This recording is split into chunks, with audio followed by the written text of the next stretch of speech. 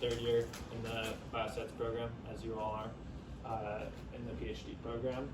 And welcome to my presentation, ChatGPT Conversation. So a couple questions that I'd like to go through in this presentation, and then hopefully in a conversation with you guys, is firstly, why might we integrate ChatGPT or other LLMs or similar tools, so large language models is what that acronym stands for, into our workflow.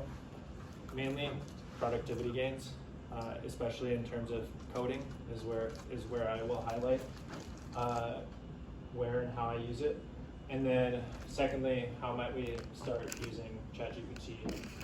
And first is recognizing useful scenarios, and the big way to start doing that, in my opinion, is just experimenting and trying and erroring.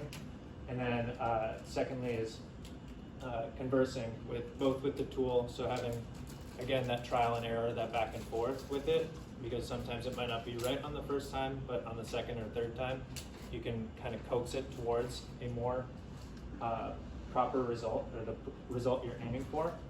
And then also with each other, so this is partly my motivation for this presentation, is just like starting the dialogue around these tools and how they might be used, because I'm sure you guys are using either ChatGPT or other different tools for coding or other aspects of your workflow. So yeah, I just want to start that conversation. So around productivity gains, so just in my understanding of them, these LLMs are a general purpose technology. I liken it to electricity, where there's just many different use cases and areas where you can apply them. And in a particular kind of quote, I don't know if any of you guys have heard Lex Friedman, who's a researcher and podcaster, and he does a lot of programming. He uses GitHub Copilot, which is also based on LLM technology. And he said, I'm 5 times a faster programmer since adopting it and using it. And so just like in a world where people are using the tool, for better or for worse, it's like, it's helpful and worth adopting, in my opinion. And then a couple issues to highlight though. The first one is they call them hallucinations, so where it'll make something up that seems pretty convincing, but is not entirely accurate. The way it kind of works is some of you are probably way more familiar with the actual inner workings of these sorts of tools or technologies, but just, it predicts the next word or phrase in its output, and it's trained on the whole internet, and that kind of creates this alphabet soup. And so an example of that causing issues is there's a legal team who used it for their legal research, and it ended up inventing cases that no one could find, and that legal team got in a lot of trouble for that, because it just was predicting the next word, and it might use John Doe from this case and some different legal proceeding from a different case, and then just mash them together, and then you end up with these hallucinations, they call them. Additional issues that I'm less familiar with but hoping to understand better is the intellectual property challenges around, like, for our own work, and then for respecting artists, and especially, and then also the reduced creativity. I put a question mark there because I kind of wonder how much it might reduce creativity versus actually allow us to focus more on the important problems, especially with respect to coding.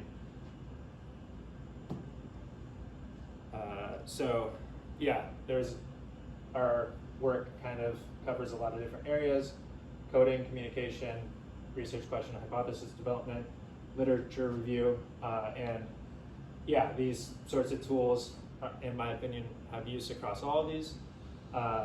And like the brainstorming can be really helpful to kind of bounce ideas off of and like hone your ideas. But again, I'm going to focus on the coding aspect. So there are kind of 3 areas where I identified it being useful to work with ChatGPT to code. One is what I call low-level challenges, and when I say that, I mean like cognitively low-level challenges, and I'll get into that in an example of that. And then secondly is like well-defined or already been done algorithms, so like EM, Metropolis Hastings, these sorts of algorithms are broadly used and super well-defined, and so it does a great job at producing output related to those. And then lastly, learning, and then I'll get into an example of myself using it to learn C++. So here's an example of a low-level challenge that I ran into is, wanting to produce a matrix that has ones on the diagonal and then say 0.7 on all of the off-diagonal elements. And like me being lazy partly, and then also just not wanting to focus on this and wanting to focus on other aspects of my programming, I just asked ChatGPT to come up with a solution to it. And yeah, firstly, it came up with this nested for loop, which that's an okay option. It gets the job done, right? But then secondly, it also produced an additional function that solved my problem in many fewer lines of code, and using this function outer, which I had never heard of before. So then I look it up and research it, and what it does is it applies the function across every possible combination of rows and columns. And so what it did was it applied an if-else across all of the possible combinations, and then you end up with your result. And it was quite correct in this instance. So the second use case that I mentioned was well-defined or already been done algorithms. And here, I'm working to implement Metropolis Hastings from Bayesian statistics, and I ask it, will you please explain the Metropolis Hastings algorithm to me, and then write me an example. And the reason why I did that was I had heard from an email newsletter that I'll also plug at the end of this presentation, just that asking it to like explore the explanation space and then getting into the solution tends to result in better output, which just kind of happens by nature of that, like asking it to predict the next phrase or like how it functions. So it gives the model more context to the issue before actually coming up with a solution. So that's why I wrote it that way. And then, so this is the explanation it produced, which is pretty darn good. And then it just continues and produces a Metropolis Hastings function. Obviously, the key here also is to understand the algorithm, so it's not just being taken at face value, because I'll get into some areas where ChatGPT is wrong. But in this case, again, pretty good, and then also creates a template that can then be modified to your specific use case. And then my third area where I've been using it is in learning. So for example, a new programming language, and in my case, C++. And so there's this quote just that the first step in acquiring any new skill is not being able to do your own thing, but being able to reproduce what other people have done before you. And in that's why I think that ChatGPT and similar kind of tools are incredibly useful, because they help, at least me, become more aware of what other people have done, as opposed to just kind of, trying to make my own thing right off the bat. And so, that's been incredibly, like an incredibly helpful lens through which to view the tool. And then also finding an interactive tutorial as a way to learn and master a skill quickly. I think, again, just ChatGPT is essentially an interactive tutorial where you can ask it, oh, why did you do this? Why not that? and like move forward in that way. So I found it helpful in learning. So yeah, the prompt here, I'm wanting to convert an R function to C++ to speed up computation. Would you be willing to translate the following function, R function, to C++? And then I've omitted the R function that I copy pasted into it. And it produces what is a pretty convincing output, especially if you're like me and you're not super familiar with C++. And so, yeah, I like leaned over to Apostolos, who was working on this project with me and was sitting next to me, who's another student in the program. I was like, oh, check this out. And then if you're familiar with C++, you'll recognize a couple of issues there where, there's no paradigm for like a which, like in R. And so I had to come up with a different solution for that. So it was transplanting R code into the C++ code. Is that because of the, like, including that namespace there? The I'm wondering. RCPP? Like almost like it's like loading a package that allows it to use R? No, actually not. So the using namespace RCPP, so if you've used C++, you might be familiar with this, but if not, there's just a R package called RCPP. And so that's like your version of loading packages. And the using namespace is like in Python, if you've used Python, like import pandas as PD. It's just like loading your namespace or loading the names of these different variables.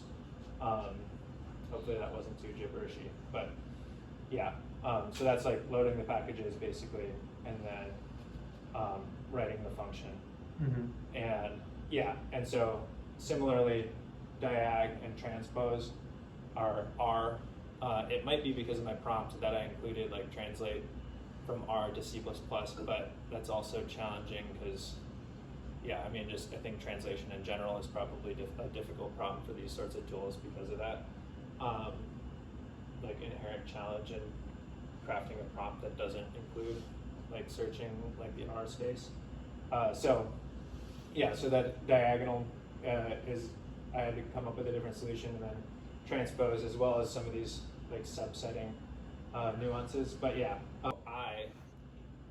EYE is a function for creating a diagonal matrix in C++. Like this, and go in that direction. So here's an additional example in terms of the learning a new programming language. So here I'm just asking it, will you create like an equivalent to RMV norm? So like create random simulations from a multivariate normal is like what my objective is here. And I did one prompt and it gave me too much. And so I tried to narrow it down by telling it, I've actually got this and that, like please produce a function that meets my requirements. And in that, I made a discovery. It said, so first generate the random samples from a standard normal, and then perform Cholesky decomposition.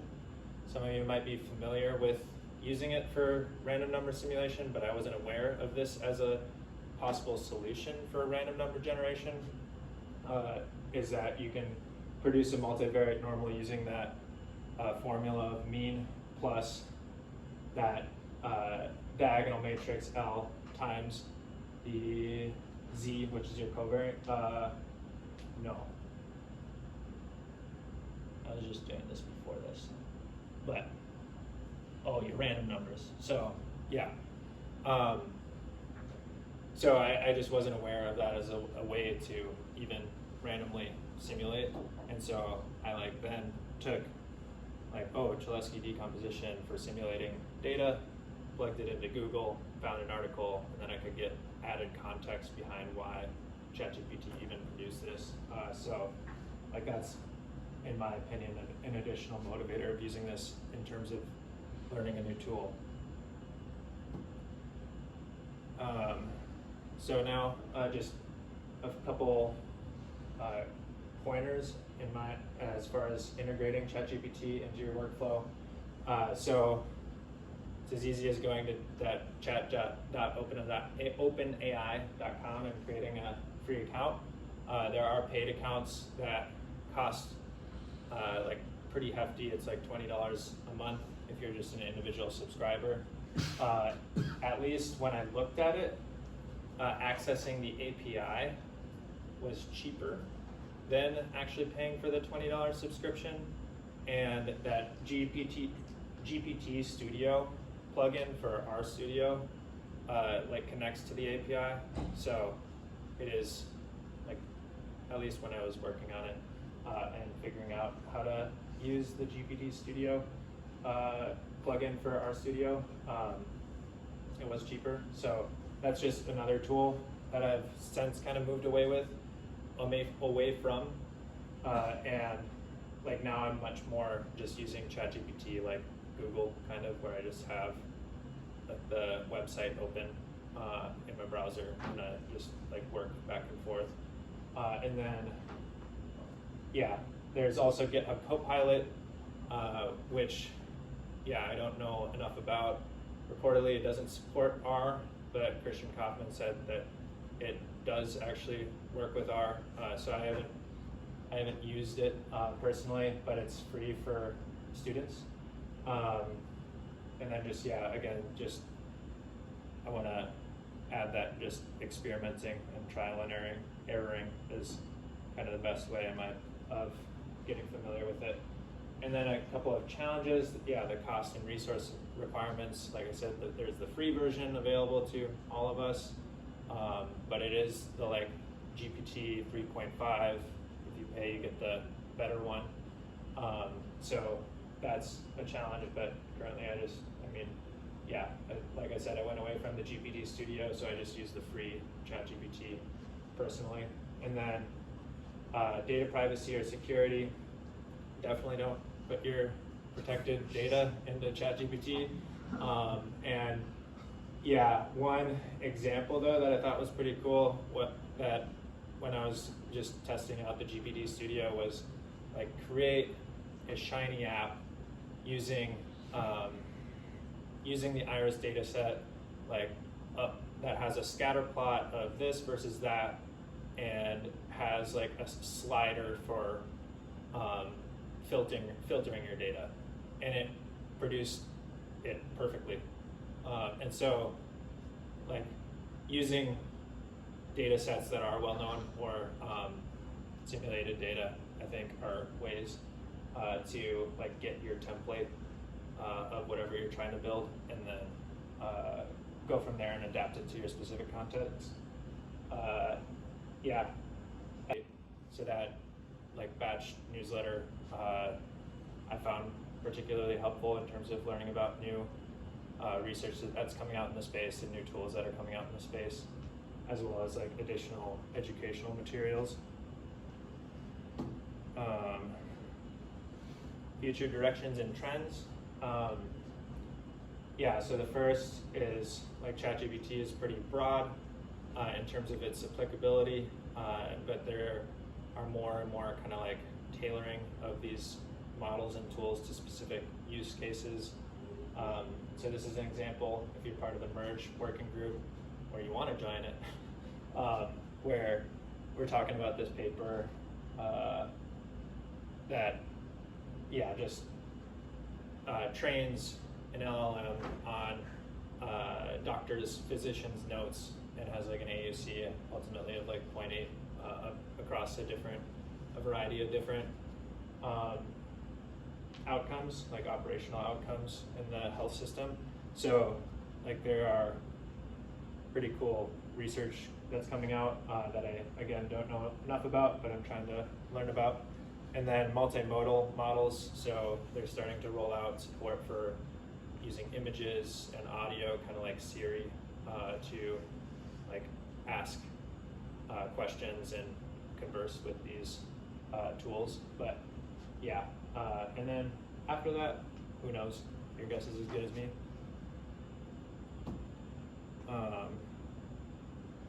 but yeah, again, kind of the motivation of this chat is I wanted to, yeah, hear what other people are doing also and understand like how you've been using them, if at all.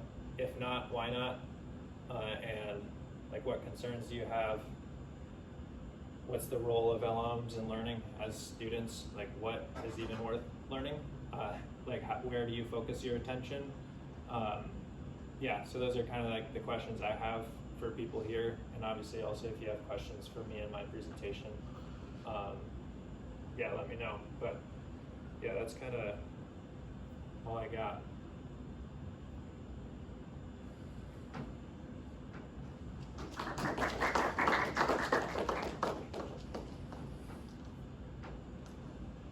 Yeah. Have you used it for like literature reviews? Like you're learning a new topic in statistics and you want to Google stuff or use an LLM to get initial, because at first I was thinking there'd be problems there, but I think any problems would be equivalent to what I do now, which is just like Google essentially. So that's a fair point. Yeah, and I have not, because of I think kind of the nervousness around what you're talking about like the fake news in a way. Right. But like you said, I mean, I also just Google things anyways. So like, how different is it really? Yeah, I think. Yeah, if I were to, it is a tricky thing to like both take what it says at surface level and then also like dig deeper and read what the papers might have actually said. Yeah, because it seems much more challenging in that context than like code. It just won't work. Right. Or something, but like it could tell you that this is some statistical fact. Yeah. It's like not true. Right. Yeah. Yeah, I haven't from a literature perspective, and I agree as far as like being a more challenging context. And I think in that there's also like high cost context versus like low cost context. Like you said with the coding, it's like, oh, it just didn't work in this like subroutine, and now I can modify it and make it to what I want. That's generally, not in all cases, a low cost context. I think also as far as like an area I have used it is in terms of driving posteriors, and it definitely was incorrect, but like kind of similar to the C++ thing, it just like produced something that was like kind of right with some template of like a flow of logic, and then like for doing the algebra to do that? Yeah, okay, exactly. Yeah, so like in the Bayesian context, like trying to derive what your posterior might be or whatever like component of the algorithm you are required to have. Where like it does pretty decent at the algebra, but it's not exactly right, and so I have to like go through and rely on what I actually learned, I guess, in the last couple of years, as opposed to like what I might have just gone past me.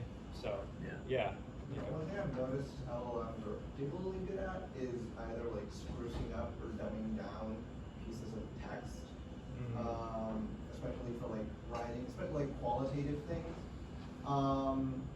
And for instance, you can use that to get the intuition behind certain statistical methods or algorithms.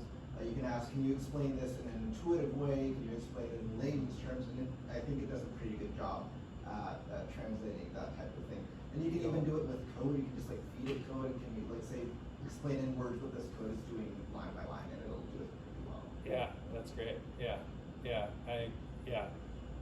I've done I think less of the sprucing up.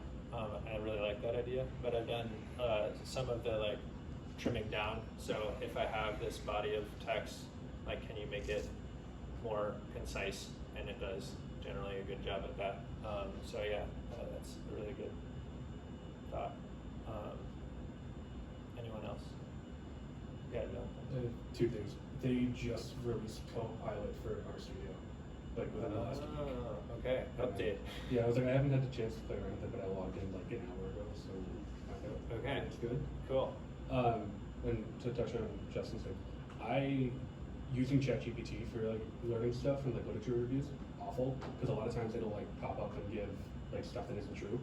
Mm-hmm. But I've used Edge before because St. Thomas is all Microsoft, and they have a built-in thing where you can open a PDF and be like, hey, give me the review of like what's going on in this paper, and it'll be down to the point. So as long as you give it that PDF that it can actually read from, it'll almost be correct. But if you were to ask it the same question, like, hey, what does this paper say? It will probably be wrong, which is an interesting. Oh, like what is the paper? Here's the title. Yeah, like here's the title, this is what it's by, here's the what DOI. Tell me what this is about versus like if you have another stuff that you have access to every Yeah. you can bring up the paper in PDF and just be like, here, skim through this, tell me what's going on. Oh, I see. And it'll give you pretty concrete points. You can ask for more depth about it. Huh. Okay. Interesting. Yeah. Generally, I mean, yeah, that just, I think more context you provide, the better. And yeah, that's, interesting, the distinction between the link and then the actual text itself. Any other ways people have been using it or other tools? Yeah. I mean, the big thing I think about with like LLMs, like, or maybe not LLMs no, but like at least with ChatGPT is the fact that it's like really difficult to verify, especially if like you're using it for something you don't know a lot about, which is the way a lot of people use it. Right. And so that really worries me. Even like in the examples with like the C++ code where it was using functions that didn't exist in C++. And it's like, well, if you're not super familiar with that coding language, how do you verify that like those functions ever exist, or if they do exist, like are they actually doing the thing that you're expecting them to do? And of course, there are measures that you can take to like verify afterwards. But I guess the thing I think about is like, if it would take so long to verify that what ChatGPT said was correct, is ChatGPT even the right thing to use? But I do think it can be useful when it is both easy to verify and using ChatGPT would be significantly less time and energy and effort than like using it before. But Right. I don't know. I tended to feel a little like weary of using it outside of just things that like, oh, I'm curious what ChatGPT would say, but that's obviously different than like actually incorporating it into like your workflow. Yeah, totally. Yeah, I think so. I don't remember who. I think it was Thierry, maybe. So Thierry Checo, who I've been working with, and he was like, yeah, in terms of implementing it, start with understanding, and specifically like mathematical understanding. So I think that for me has been helpful in terms of implementing it and then being able to spot check ChatGPT, where it's like, oh, I actually do understand like the underlying math of it, and then I can like check line by line. But I totally, and I also do it, I guess, I'm also wary of like especially like long chunks of code, because I think that those smaller snippets are a little easier to verify, especially like having some background knowledge in the different languages. But yeah, I totally hear you. It's a hard problem, and it feels, I mean, the question of verifying it just really, like, it does give me a sense of like what is true, kind of, which is like a very broad philosophical issue, but it's like, it is kind of real. Like, how do you verify with a small,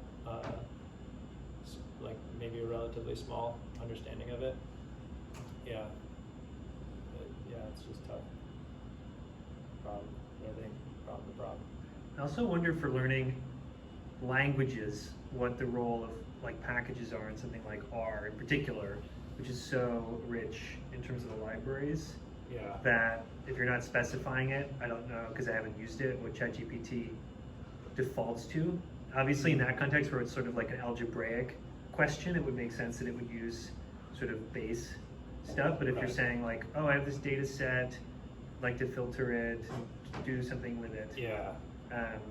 And maybe it would end up still doing base R or choosing a package or something, but I wonder, especially when people start using it to learn, if whatever idioms it is more comfortable with, that will become what people just end up using in a way that either defaults to some particular package or not using packages. I think, I think, so the GPT Studio gives you the option to choose base R or tidyverse. Yeah. And so like those are your kind of two like modes. But even that is But even problematic that- to some extent, right. you know, like Yeah. that Yeah. there's a richer world there. Right. Oh yeah. Yeah. So it Anyway. definitely like concentrates what you might be using and how you might be using it, which yeah is a problem for sure. But yeah, I have had to like, specify specific packages if there's something that I know is more helpful in the context of C++. Armadillo is a library for scientific computing or like linear algebra in particular, and so like having to specify that, and then it gives me an output that like more resonates with what I'm familiar with, I guess also. Sure. But yeah, so yeah, it's for sure an issue also. Yeah. Do you have any thoughts on like copyright? I know you kind of mentioned that. So I was googling like RStudio and GitHub Copilot, and there was this guy like ranting about how it, basically infringes open source software on GitHub. Yeah. And apparently there's like some class action lawsuit with regards to this. Like, Yes. have you heard anything about that? Yeah, so the legal status is still questionable as far as copyright goes. I do know that Microsoft, who has deep pockets, they have like said that at least with customers who are like enterprise customers and using their enterprise software, which will integrate the tool coming this fall, like they will cover any legal infringement. So like if you get sued but you're using Microsoft software, then Microsoft will deal with it, which is pretty amazing, but it's not included for like the free version of Edge and not included for like the free version of ChatGPT. And yeah, so like in terms of infringing on others, yeah, a little murky. And then also in terms of like keeping your own copyright when you produce something, also pretty like murky around yeah, like how much you produce versus how much the tool produces, and like what kind of implications there are. But I guess I would just also say, so I worked for an organization this summer that was talking about using it to write like boilerplate text for papers. So like they were sort of talking about like, is this an okay thing to do? Basically, like, they write white papers. Like, can you use ChatGPT to be like, okay, like give me like a basic template for like a paper about X, And they were talking about like authorship policies. So there are policies that you like have to basically, I believe, credit it as an author if you do that, which I thought was kind of funny. yeah, I mean, yeah, I think But it's like that makes sense, right? Because you don't want it to be like, oh, I wrote this when actually you didn't. So right. yeah. Or maybe you wrote, like it's hard to like draw the line because even if you wrote 20%, if you provided like the architecture of it Yeah, for sure. or like the vision for it, like where do you draw? Like it might not be just the quantity of words, but yeah, yeah, it's just a hard problem where I think, at least in academia, like where, yeah, in an instance where you're not trying to like produce software that will make you lots of money, I think it's a low cost situation where chances are not many people are maybe going to go after you.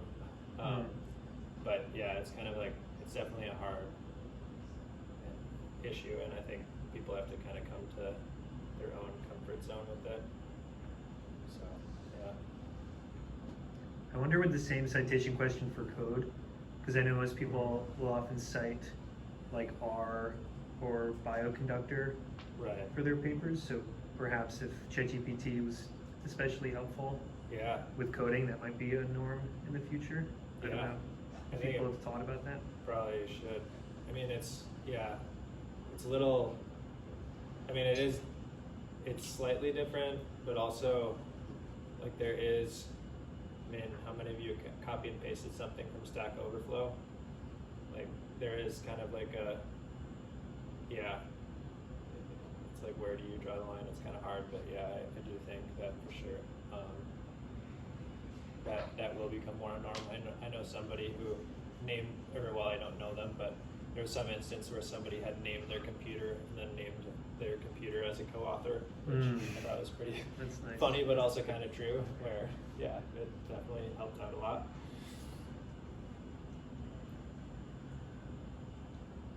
Any other thoughts or questions or issues? Yeah, Melina. I guess, so the guy that I'm working with, like Carlos Serrano, at some point over the summer, he was like showing me that had used it in the past to like figure out what packages had stuff. And so less for asking if they're specific food advice and more just like what kind of thing do I go to do X, Y, Z task. Yeah. Again, I feel like that is also liable to hallucination, but Right, but at least it's like pointing you towards maybe a more concrete source, as concrete as anything can be on the internet. But, yeah, and for those on Zoom, apologies that I have not been monitoring that. So if either of you, Alyssa or Jonathan, have questions or comments.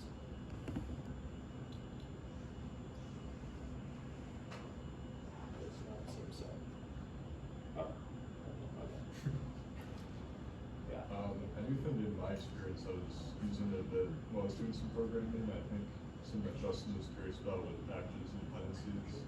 I was pretty surprised that it works.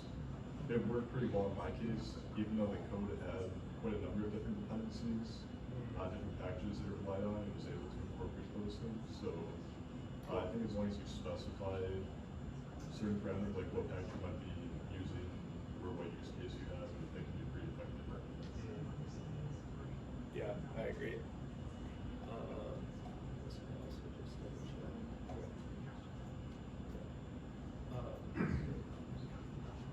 Cool. Any other?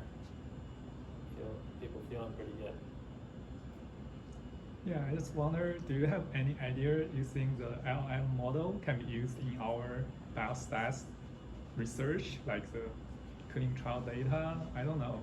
Yeah. Because nowadays, right now I'm looking for a job. I went to every company. It seems even in pharmaceutical company, they still have position for those kind of, role like the large language model. I think.